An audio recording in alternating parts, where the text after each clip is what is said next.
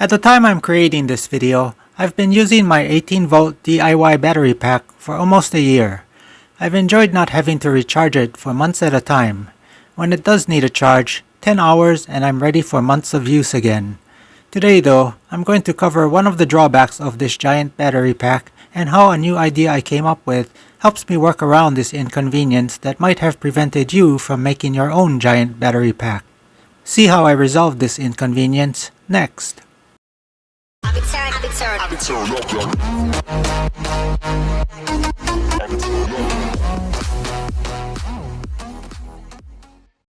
The thought of this project came to me when I tried using my drill with a scrub brush to clean the soap scum in my shower.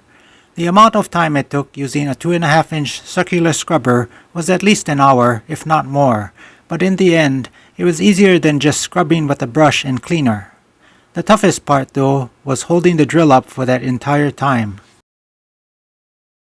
The weight of the drill with the DIY battery pack is 7 pounds. I'd guess just the battery pack alone is about 5 pounds. I thought if I could separate the battery pack from the drill and only handle the weight of the drill, laborious tasks like scrubbing a shower would not be so strenuous over a long period of time. Also, eliminating the DIY battery pack when using the drill makes it even lighter than the drill with the original battery pack. The idea I came up with was to separate the battery pack from the drill and have a cord running between them. At the same time, I'd carry the battery pack either in a bag or using a strap, and with that, I'd only be carrying the weight of the drill with no battery. Suddenly, this would make tasks like cleaning my shower or polishing my car feel like I'm carrying a toy, but getting the performance of a power tool. So these are the parts I came up with to attempt this modification for my current setup. I've not tested this theory yet, so I'm not sure if these are the exact parts I need, but if they aren't, I'll make adjustments throughout this video. Like the sketch I did, here are the parts in the same configuration.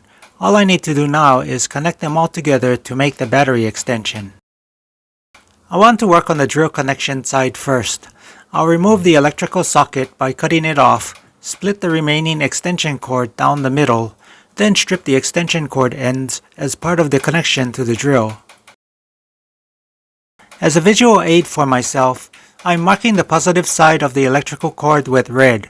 I only need to mark it so I'll know which wire goes to the positive terminals on both the drill connector and the battery connector.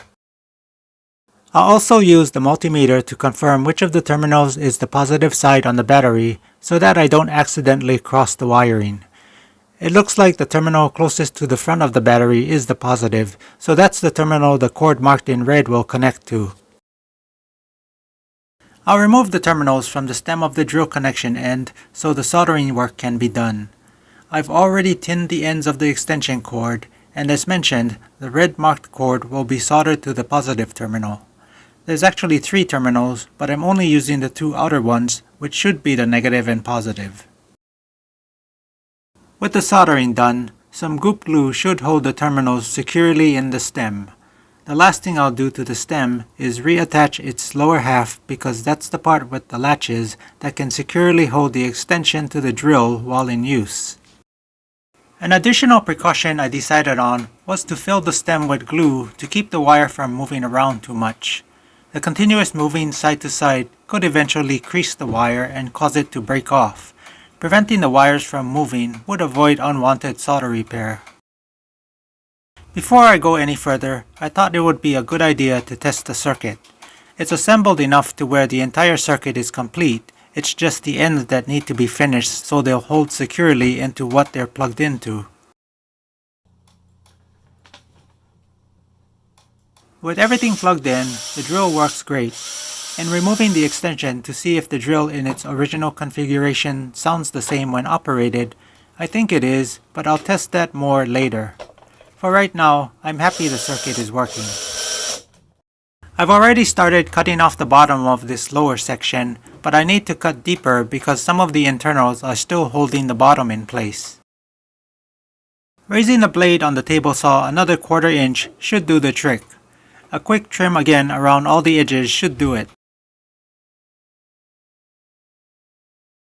Since the cut edge will always be exposed while in use, I'll sand it down so it looks better and also so the sharp edges won't damage the extension cord. I'll reattach the latches.